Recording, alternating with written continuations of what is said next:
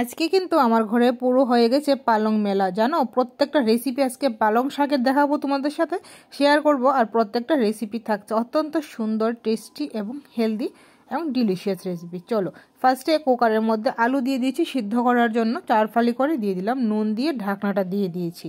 এখন এইদিকে আমি করে নিচ্ছি প্রিপারেশন। তার জন্য এখানে সয়াবিনটাকে জল দিয়ে ভিজিয়ে রেখেছিলাম গরম জলের মধ্যে। সয়াবিন আমার একদম নরম হয়ে গেছে। আজকে এই সয়া পালংয়ের রেসিপিটা কিন্তু অত্যন্ত টেস্টি, আর বাচ্চাদের জন্য তো দারুণ রেসিপিটা। পুরো ভিডিওটা কিন্তু অবশ্যই দেখার অনুরোধ রইল। দিয়েছি 2 চামচ বেসন, 2 চামচ কর্নফ্লাওয়ার দিয়ে এটাকে ভালো করে কোট করে নিচ্ছি। যদি দরকার মনে হয় তাহলে একটু জল দিয়ে হালকা করে ভিজিয়ে মেখে নিলে হবে, তবে মাখাটা কিন্তু একদম ঝরঝরে হতে হবে। আর এদিক দিয়ে পালং শাকটাকে আমি ভালো করে ধুয়ে জল ঝরিয়ে রাফলি চপ করে নিচ্ছি। বেশি কুচি কুচি করার দরকার নেই, হালকা করে কাট করলেও হয়ে যাবে। পালং শাকের মধ্যে নুন দিয়ে এটাকে একটু নরম হওয়ার জন্য রেখে দিচ্ছি। সাইড করে রাখলাম দুইটাকেই। আলুটাকে সিদ্ধ হয়ে গেছে, আলুটা করছি একটু চামড়াগুলিকে ছড়িয়ে দিচ্ছি। এদিকে আলুটা আমার প্রচণ্ড গরম, তোমরা ঠান্ডা হলে আস্তে ধীরে করতে পারো। মশলার জন্য রেডি করে নিচ্ছি রসুন, কাঁচা লঙ্কা, পেঁয়াজ আর দেব 1 ইঞ্চি মতো আদা। ভালো করে মিক্সিতে পেস্ট করে নেব। কড়াইতে নুন হলুদ দিয়ে আলু সিদ্ধটাকে ভাজা করে নেব। আর আলুগুলি হালকা গোল্ডেন ব্রাউন হলেই কিন্তু নামিয়ে নিচ্ছি। এই কড়াইতে আবার এই তেলটার মধ্যেই সয়াবিনগুলিকে একটু ভালো করে ভেজে নেব। আমরা বাচ্চারা তো সয়াবিনের পাগল, ওদের জন্য এটা সাংঘাতিক একটা ফেভারিট জিনিস হয়ে যাবে। আমার ঘরে তো রোহান খুব পছন্দ করেছে আমার এই রেসিপিটা। পালং শাকটা নরম হয়ে গেছে, জলটা ঝরিয়ে রেখে দিচ্ছি। সয়াবিন আমার ভাজা হয়ে গেছে, সয়াবিনগুলিকে তুলে নেব। তবে পালং শাকের জলটাকে কিন্তু আমি ফেলবো না। কড়াইতে আবার 1 চামচ তেল দিয়ে জিরে ফোড়ন দিয়ে দিলাম, দিয়ে এখানে মেথিও একটু দিয়ে দিয়েছি ফ্লেভারের জন্য। আর দিচ্ছি মশলা পেস্ট করানো, নুন, জিরে গুঁড়ো, হলুদ টেস্ট অনুযায়ী দিয়ে দিলাম। কাশ্মীরি রেড চিলি পাউডার দিয়েছি একটু কালারের জন্য।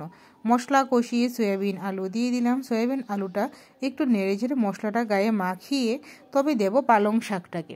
এই পালং শাকটা কিন্তু এরকমভাবে রান্না করলে ঘরের সবাই খেয়ে একদম পঞ্চমুখ হয়ে যাবে। প্রত্যেকটা রেসিপি আজকে আমার দারুণ হয়েছে। ঢাকনা দিয়ে দিয়েছিলাম একটু মজার জন্য। এখন কিন্তু আমার পালং শাক এদিক দিয়ে ভাজা ভাজা হয়ে গেছে। আর কালারটাও দেখো, লালে হলুদে সুন্দর একটা চকচকে কালার এসে পড়েছে। সবুজটার জন্য একদম সবুজ কালার রয়েছে। পরে পালং শাকটা দিলে কিন্তু কালারটা নষ্ট হয় না, একদম সবুজ থাকে। জলটাও দিয়ে দিলাম। এটা দিয়ে আমি গ্রেভিটা করেছি, আর এক্সট্রা করে আর ঝোল দিচ্ছি না। তো এদিক দিয়ে কিন্তু পালং শাক আমার হয়ে গেছে, মাখা মাখা করে সয়া পালং অলমোস্ট রেডি হয়ে গেছে।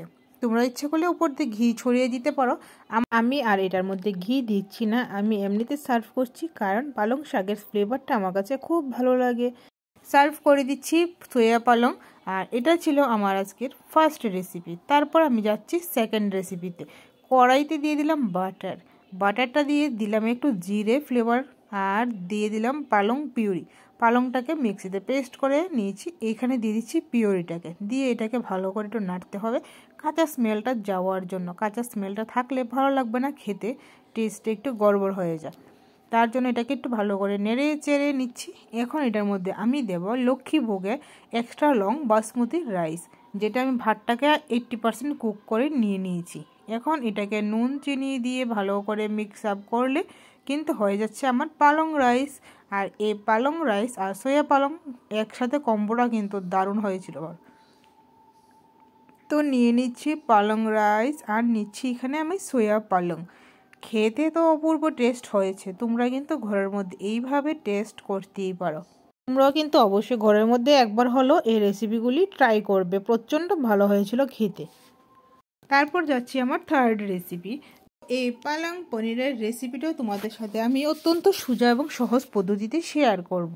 নিয়েছি এখানে বেবি পালং, যেটা হয় ছোট ছোটোগুলিকে ভালো করে ধুয়ে মিক্সিতে দিয়ে দিলাম। দিচ্ছি কয়েকটা কাজু বাদাম, আর দিয়ে দেবো একটু রসুন, 3 থেকে 4 কোষ রসুন দেবো। তোমরা অপশনাল রসুনটা ইচ্ছে করলে দিতে পারো। কাজু বাদামের সঙ্গে দিয়েছি পনির আর কাঁচা লঙ্কা আর আদা। ভালো করে মিক্সিতে পেস্ট করে নিলাম। কড়াইতে তেল আর বাটার একসাথে মিক্সড করে নিলাম। বাটারটা গলে গেলে এটাতে দেব শুকনো লঙ্কা আর জিরে ফোড়ন জিরে ফোড়নটা দিয়েছি, ফ্লেভারটা আমার ভালো লাগে। পেঁয়াজ, আদা, রসুন কুচি করে দিয়ে দিলাম। এটাকে একটু নেড়ে চেড়ে 1.5 টমেটো দিয়ে দিলাম। ভালো করে একটু নাড়তে হবে যেন টমেটোটা একদম গলে গিয়ে স্মুথ হয়ে যায়। তার জন্য একটু নুন দিয়ে দিলাম। এখন একটু জল দিয়ে ঢাকনা দিয়ে দেব। মশলাটা ভালো করে কুক হয়ে গেছে আমার। এখানে মশলা আমার হয়ে গেছে রেডি। এটার মধ্যে আমি দিয়ে দেব পালং পিউরি, যেটা সব কিছু মিলিয়ে করেছিলাম। তো এটাকে ভালো করে নাড়তে হবে, কাঁচা স্মেল যতক্ষণ না যাচ্ছে ততক্ষণ অবধি। লো স্টিম করে করতে হবে, না হলে ছিটিয়ে যাবে পুরোপুরি। তো আমি ঢাকনা দিয়ে দিয়ে ভাজাটা করেছি। আর এখানে দিয়ে দিলাম পনিরের পিসগুলিকে। প্রত্যেকটা পনিরের পিসের মধ্যে কিন্তু পালংয়ের ফ্লেভার ঢুকতে হবে, তার জন্য আবার ঢাকনাটা দিয়ে দিলাম। দিয়ে এখন নামিয়ে আবার দিয়ে দিচ্ছি এখানে দুধ। আর তোমরা ইচ্ছে করলে দুধের মালাই বা ফ্রেশ ক্রিমও দিতে পারো। আমি এখানে দুধটাই ইউজ করেছি। লাস্টে দেব কসুরি মেথি। তো এখানে কসুরি মেথিটাকে আমি একটু ক্রাশ করে দিয়ে দিচ্ছি হাতের মধ্যে করে। আর এখানে আমার পালং পনির হয়ে গেছে রেডি। পালং পনিরটাকে সার্ভ করে নিচ্ছি। তোমাদের কাছে আমার কোন রেসিপিটা ভালো লেগেছে অবশ্যই কিন্তু কমেন্ট বক্সে জানাবে। আর আমার এই পালং দিয়ে প্রত্যেকটা রেসিপি কিন্তু আমার ফেসবুক পেজের মধ্যে আপলোড হয়ে গেছে। পালক আমার হয়ে গেছে রেডি। প্রত্যেকটা মেনু তোমাদের কীরকম লেগেছে অবশ্যই কমেন্ট বক্সে জানিও। দেখা হচ্ছে অন্য ভিডিওতে।